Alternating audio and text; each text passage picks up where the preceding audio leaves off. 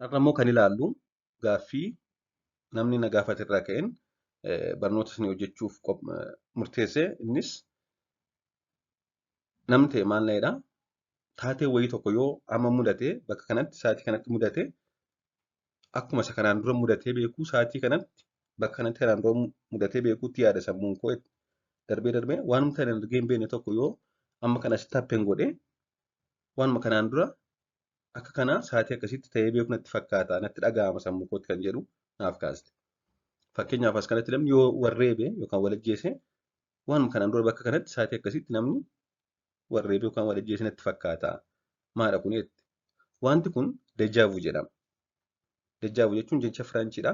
Already sin jechuun. Kana jechuun wanti haaraan amma nu mudate yookaan amma argine yookaan amma ta'aa jiru tokko akkuma kanaan duraan argitanii yookaan isin mudatee beekuu ta'ee yeroo isitti dhaga'amudha.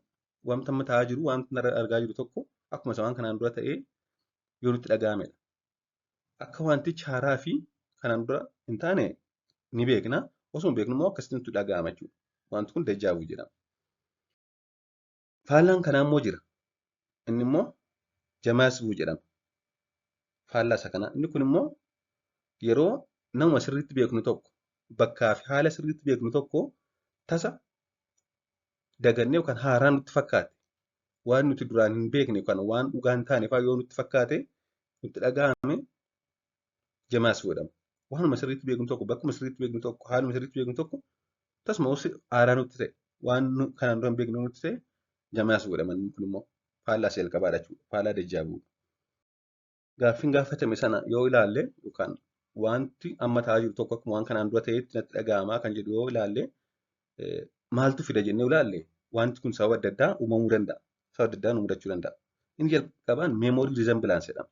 Meemoorii riizambilaansii. Inni kun kan yeroo wanti nuti duraan beeknu yookaan duraan nu mudatee ture tokko sirriitti yaadachuu hin dandeenye haa ta'u malee nu mudateera akka kana ta'etti yeroo nutti dhaga'amudha. Waanumti akkasii duraan nu mudateera garuu yoomii fi eessatti akka ta'e yaadachuu yeroo dadhabnudha. Waanti amma nu mudateera waanti akkasii immoo kanaan dura nu mudatee ture. Haa ta'u malee eessaaf yoom akka ta'e yaadachuu yeroo dadhabnu akkasitti nutti dhaga'ama jechuudha. Meemoorii riizambilaansii jedhama. Kun wanta kana fidan keessaa tokkodha. Darbiraan immoo spiriit perception jedhama. Dual processing jedhama. Kun ammoo yeroo sammuun keenya ergaa miira sanaa yeroo lama walitti aansee process godhudha. Yeroo ati arginu jalqaba xiqqoo erga gara yaada keenya seenee booda gidduutti yaadni keenya hatamee gara biraa deebinee wantichatti deebinee yeroo daganaa ilaallu kan hubannu meemoriin keenya yookaan sammuun keenya yeroo lama process godhu. Yeroo lama yeroo process godhu sana yeroo jalqabaa akka meemorii ta'etti akka waan kanaan dura mudate saammaa immoo akka waan amma mudataa jirutti ta'e akka waan kanaan dura beeknutti itti dhaga'ama jechuudha. Spirit perception or dual processing jedhaman kun yeroo hedduu kanneen kana lamaan kan kana fidan. Akkasumas darbee dhibeen fayyaa kan kana jiru wal qabatu jira. Fakkeenyaaf dhibee gaggabdoo namoota dhibee gaggabdoo qaban keessumaa temporaal lobe seizure or epilepsy warri qaban akka mallattoo akeekkachiistuutti mul'achuu danda'a wanti kun. Fakkeenyaaf nam tokko gaggabdoo qaba. Gaggabdoo qabaatee wanti nutti dhaga'ame kufuuf jedha jechuudha. Kufee qaamni isaa horgufamuuf jedha jechuudha. Inni kun akka mallattoo akeekkachiiftuu gaggabdoon jalqabuuf jedhuutti kan agarsiisudha.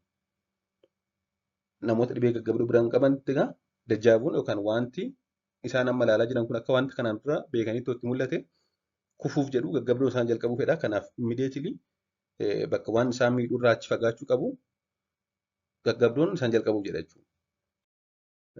Gaggabdoon alatti garuu yeroo hedduu takka haalli jireenyaas kana nama saaxiluu danda'a. Carraan wanta kana qabaachuu yoo kan dadhabbii qabnu ta'e yoo hirriba gahaa hin qabne ta'e yookaan hin arganne ta'e akkasumas yoo dhiphina sammuu qabne ta'e caalmaatti nurratti mul'ata. Dejaavuu kan jennu kun yookaan wanta amma ta'e kana akka waan kanaan dura ta'ee fa'aa beekuutti nutti dhaga'ama taanaan baay'inaan kan inni mudatu namoota dadhabbii qaamaa qaban hirriba gahaa hin argannee fi dhiphina sammuu qaban birattidha. Akkasumas dargaggoota birattidha. Keessumaa umurii 15-25 gidduu jiran biratti caalmaan mudata. Kanaaf wanti kun yeroo hedduu mudachuu danda'a rakkoo hin qabu. Haa ta'u malee yoomi wanti kun kan rakkoo qabu yookaan kan ogeessa. Kanaaf egaa wanti kun noormaalii mudachuu danda'a. Keessumaa namoota dadhabbii qaamaa qaban hirriba gahaa hin arganne dargaggoota biratti noormaalii jiraachuu danda'a. Hin mudatas namoonni hedduun qabu.